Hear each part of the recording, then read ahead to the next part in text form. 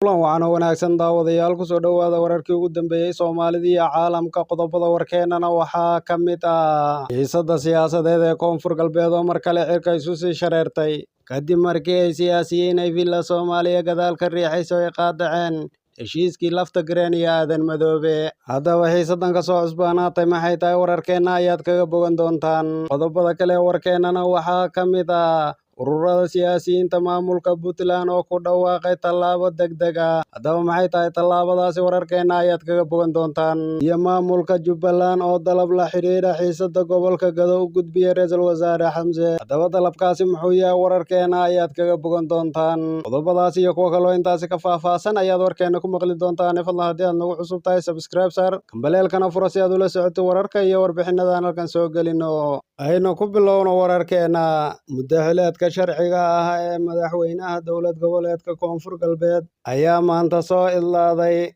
kaasi oo 4 sano ka hor loo dhaariyay xilka ugu sarreeya ee maamulka Koonfur Galbeed. Golaha wakiilada maamulkaasi ayaa lafta Gareen waxa ay 1 sano ugu dareen xileyntiisa madaxweynaha maamul goboleedka Koonfur Galbeed oo muddaxileedkiisa dastuuriga uu ahaa 4 sano, kuwaasi oo ku sheegay inay sababtu tahay iswaafajin xileynta madaxweynaha iyo midda baarlamaanka oo 1 sano kala horeeya. Shirar isdaba joog ah oo ay villa Soomaaliya soo abaabushay oo Muqdisho uga socday siyaasiyiinta mucaaradka ah ee Koonfur Galbeed ayay ku qaadaceen muddo kordhinta loo sameeyey lafta Gareen, iyaga oo sheegay inay xileyntiisa ku eg tahay inta uu siiyey dastuurku. Haddaba siyaasiyiintan ay villa Soomaaliya soo abaabulayso ayaa la rabaa in xilka looga qaado madaxweynaha Koonfur Galbeed Cabdicasiis lafta Gareen. Sidoo kale waxaa fashilmay sida muuqata isku dayadii la rabay in xal looga gaadho khilaafka siyaasadeed ee maamulkaasi ka taagnaa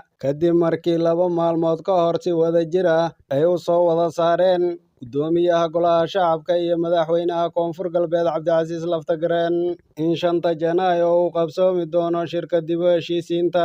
Siyaasiyiinta mucaaradka ee maamulkaasi oo mar kale Muqdisho shir ku qabtay ayaa war murtiyeedka ka soo baxay gudoomiye Aadan Madoobe iyo madaxweyne lafta Gareen ay ku tilmaameen mid aan laga fiirsanin. Bayaanka ayaa lagu sheegay in midowda musharaxiinta mucaaradka ay si buuxda ugu qaadaceen war murtiyeedka ka soo baxay gudoomiyaha iyo madaxweynaha dowlad goboleedka shirkii dib u heshiisiinta. Waxaa xusid mudan in maamulka Koonfur Galbeed uu shalay amray inaan hub lagu dhex qaadan karin magaalada Baydhabo ee xarunta maamulkaasi, taasi oo saameynaysa askarta ka tirsan ciidamada xoogga dalka iyo dadka haysta hubka sharciga ah iyo kuwa aan sharciga ahaynba. Arrintan ayaa soo ifbixinaysa walaacuu maamulku ka qabo in rabshado iska soo horjeeda ay ka dhacaan magaalada Baydhabo oo ah caasimadda maamulka Koonfur Galbeed ee dowlad goboleedkaasi. Xiisadda siyaasadeed ee Koonfur Galbeed ayaa haatan u muuqata mid lugaha la sii gelaysa isdiidooyin siyaasadeed oo salka ku haya muddo kororsiga madaxweyne Cabdicasiis lafta Gareen, kaasi oo villa Soomaaliya ay ka soo horjeedo iyadoo abaabulaysa siyaasiyiin ka soo jeeda maamulka Koonfur Galbeed, kuwaasi oo ay doonayso villa Soomaaliya inay xilka maamulkaasi qabtaan. Haddaba wixii ku soo biiray xiisadda ka taagan maamulka Koonfur Galbeedna wararkeena dambe ayaad kula socon doontaan. Haatana ururada siyaasadeed ee dowlad goboleedka Puntland ayaa ku eedeeyay in madaxweynaha maamulkaasi Siciid Cabdulaahi Daney inuu kala jebin ku wado ururada siyaasadda xilli ay xalay kulan la qaateen. War-saxaafadeed ka soo baxay ururada siyaasadda maamulkaasi Puntland ayaa lagu shaaciyey in madaxweyne Siciid Daney uu ka leexday dhabbihii dimuqraadiyadda islamarkaana uu xagal daacinayo dhammaan dadaalada socda ku aadan doorashooyinka. Dhammaan wadaxaajoodyadii la xidhiidhay qodobadii dhinaca muhiimka u ahaa qabsoomidda doorashada madaxweynaha ma fulin, balse taasi beddelkeed xukuumaddu waxa ay ku mashquulsan tahay kala jebinta ururada iyada oo fara aan nadiif ahayn kula dhex jirta ururada siyaasadda maamulkaasi, taasi oo uu ku diidan yahay Siciid Cabdulaahi Daney in la qabto doorashada. Waxa ay ku dhawaaqeen shirweyne ay isugu yimaadeen qaybaha kala duwan ee bulshada si loo badbaadiyo hannaanka geedi socodka dimuqraadiyadda maamulka Puntland loogana saaro hubanti la'aanta siyaasadeed ee maanta ka jirta maamulkaasi Puntland. Ururada siyaasaddu waxay ku baaqayaan inay shirweyne isugu yimaadaan qaybaha kala duwan ee bulshada sida isimada dhaqanka, siyaasiyiinta, aqoon-yahanada, waxgaradka, odayaasha, culimada, dhalinyarada, ayaa lagu yidhi qoraalkan ka soo baxay ururada siyaasadda maamulkaasi. Ururadu waxay arkaan guddiga doorashooyinku inay yihiin kuwa aan dhexdhexaad ka ahayn, ku milmay xukuumadda talada haysa, oo aan lagu kalsoonaan karin sida ka muuqata tallaabooyinkay qaadeen iyadoo aan xal laga gaadhin qodobadii taagnaa. Waxaa kaloo qoraalka lagu yidhi maadaamuu madaxweynuhu ka leexday dhabbihii dimuqraadiyadda uu xagaldaacinayo dhammaan dadaaladii socday, waxaana ummadda la wadaagaynaa in wixii tallaabooyin ah ee aan loo dhannayn sida diiwaangelinta doorashooyinka cawaaqib xumada ka dhalata uu mas'uuliyaddeeda leeyahay madaxweyne Siciid Cabdulaahi Deni. Ururada siyaasadda Puntland ayaa ugu dambeyntii waxa ay sheegeen inay ka go'an tahay ka qaybgalka iyo xaqiijinta doorashooyin xalaal ah ee furan, bulshada dhaxal siisa dowlad wanaag, maamul dadejin iyo adeegyada dowladnimo oo dhammaystiran.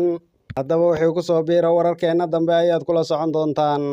Haatana maamulka dowlad goboleedka Jubbaland oo ka hadashay xiisadda siyaasadeed ee ka taagan maamulka gobolka Gedo ayaa ra'iisul wasaare Xamse Cabdi Barre ka dalbatay in uu soo farageliyo xiisadda ka taagan gobolkaasi.